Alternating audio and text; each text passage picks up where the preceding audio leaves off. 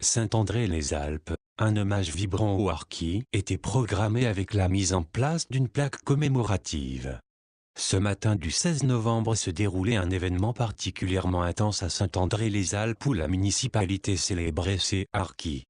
En présence de Christophe Duverne, sous-préfet de Castellane, Yamina Chalabi, présidente de l'Arakan, association des rapatriés anciens combattants d'Afrique du Nord, Nadine Carmaran, directrice chef du service départemental des anciens combattants et victimes de guerre, et Alberte Vallée, représentante du député Gilbert Sauvant, les personnalités se sont adressées aux représentants de la communauté harki et des associations patriotiques.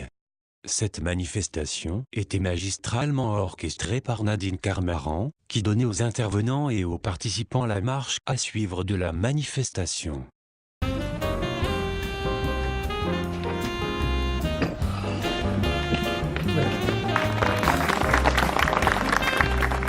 Je tiens à vous remercier chaleureusement pour votre présence nombreuse aujourd'hui. C'est très spontanément que j'ai répondu favorablement aux sollicitations de Mme Carmaran et Chalabi afin d'organiser cette cérémonie. Il était pour moi évident que la commune de Saint-André-les-Alpes accepte de rendre enfin hommage au travail des harkis.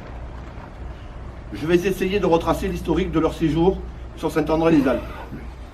C'est par courrier du ministère de l'Agriculture, service de génie rural, du 3 juillet 1962, que le maire a été informé de l'arrivée d'un groupe de 25 harkis avec leurs familles, employés par les eaux et forêts. Sous la pluie, le vendredi 12 octobre 62, 26 familles comprenant 150 personnes dont 60 enfants s'installent sur la commune, dans des tentes mises à disposition par le magasin militaire de Marseille, 134 lits et 270 couvertures complètent la dotation. Un bâtiment préfabriqué, équipé de bureaux et de matériel scolaire est installé par l'Éducation nationale. Il permettra de scolariser les enfants qui sont encadrés par Mme Duchâtel et Mme 16. La construction de 13 baraquements débute en novembre 1962. Ils seront livrés entre le 12 novembre et le 5 décembre 1962. Ils sont situés sur des terrains mis à disposition par EDF, qui est l'actuelle base de loisirs. En raison de pluies torrentielles qui ne permettent pas aux familles de rester sous les tentes, le parfumeur lotier de Grasse met à disposition des familles le château de Méhouille, et ceci jusqu'en février 1963, date de livraison définitive des baraquements. Les travaux du chantier de forestage seront dirigés par les eaux et forêts, notamment par M. Duchâtel et M. Denoise. Ils vont permettre de réaliser en 4 années 125 km de sentiers, 3 gîtes forestiers, 3 bassins de FCI, mais aussi des aménagements d'aires de pique-nique au bord des routes et la création d'une pépinière. C'est pour l'incendie de Chalvet, situé derrière vous, du 19 au 21 juillet 67, que les harkis du forestage de Saint-André-des-Alpes se sont montrés très efficaces. Ce sont des hommes habitués à la marche en montagne, connaissant bien la forêt et d'excellents bûcherons. Ils ont fait un travail remarquable sur le front du feu, évitant que celui-ci ne franchisse leur secteur. Certains ont même été héliportés par les Catalina et les H-34. Le sous-préfet Carlin est d'ailleurs venu au campement le 20-12-67 remercier les harkis pour leur participation active et leur dévouement. Après l'incendie, ils se sont mis à contribution pour différents travaux sur la montagne incendiée de Chalvet, réalisation de seuils, de retenues pour éviter l'érosion, ouverture de sentiers facilitant l'accès aux chantiers de reboisement, plantation des graines cultivées dans la pépinière de Sébis et enfin la réalisation la plus importante et spectaculaire, la création de la route forestière de Saint-Jean-Plampinet, sommet de Chalvet, soit 6250 mètres linéaires de route avec 500 mètres de dénivelé. Cette piste permettra l'accès de Chalvet au matériel pour l'édification de barrages en béton et ouvrages par les services RTM afin de protéger les terrains. Elle est devenue aujourd'hui, cette route, la piste d'accès au Mont Chalvet qui permet d'exercer différentes activités sur la commune, le parapente, la chasse, la cueillette des champignons, mais aussi les randonnées pédestres et VTT.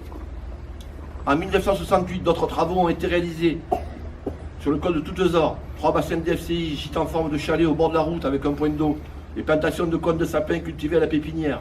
En 69, l'ouverture de 6 km de pistes supplémentaires avec le concours d'entreprises locales. Après que les harkis aient débité le bois, 1380 journées de harkis pour la plantation de cèdres, de pins noirs, de robiniers et de cytises, soit 135 000 plants. Réalisation en fin de seuil de banquettes et de reverdissement sont également effectuées. Et enfin, pendant la période hivernale, l'incinération des rémanents, des déchets des exploitations et des broussailles afin de dégager les sous-bois de produits ligneux qui favorisent la propagation des incendies. Le reboisement avec le col basse à Anote, pas très loin d'ici, avec 25 000 plants issus de la pépinière des Subis, sur des terrains à 80% de pente très difficiles d'accès. Et la mise en place d'une passerelle de 14 mètres de long sur 1 mètre de large, supportant une charge de 2 tonnes sur l'Issol, ceci pour faciliter l'accès à la forêt communale et domaniale. Il faut noter également que lors de l'incendie de 1982 à Méhouille, des harkis venant de Sisteron ont alors lutté pendant une dizaine de jours contre le feu qui ravage notre massif de la commune qui est situé de l'autre côté. C'est entre le 17 et le 19 janvier 1973, sans que le maire ni le chef de district des eaux et forêts ni les directrices d'école sont informés officiellement, que les harkis quittent Saint-André-les-Alpes. Une semaine après, une lettre officielle de l'inspecteur interdépartemental des hameaux forestiers, préfecture de Nice, est adressée au maire. Le démantèlement du hameau harki est réalisé courant 1973. En 1974, la vente des baraquements est effectuée. La commune achète alors les terrains à l'EDF en 1977.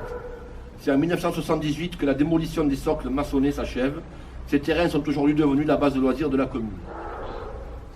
C'est pour toutes ces raisons qu'il est important qu'aujourd'hui, 16 novembre 2016, nous rendions hommage au parcours et à l'œuvre accomplie par les harkis dans ce hameau de forestage de Une Saint-André-des-Alpes. histoire bouleversante.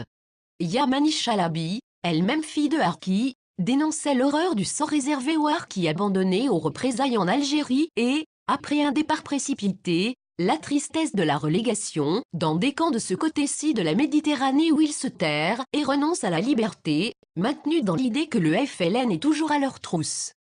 Pour Yamina, les familles échappant à une mort probable se heurtent à une agonie certaine. Rejetées par certains et endurant la cruauté des hommes, la déchéance et le déclassement. Nos parents ont repoussé l'hiver et la nuit pour nous ancrer dans ce territoire, et c'est leur force intérieure, leur murmure, leur tendresse, leur regard qui nous ont permis d'attraper la vie, de regarder devant. Ce discours bouleversant et cet hommage aux parents harkis ont touché une assistance atterrée par ce témoignage pas toujours connu.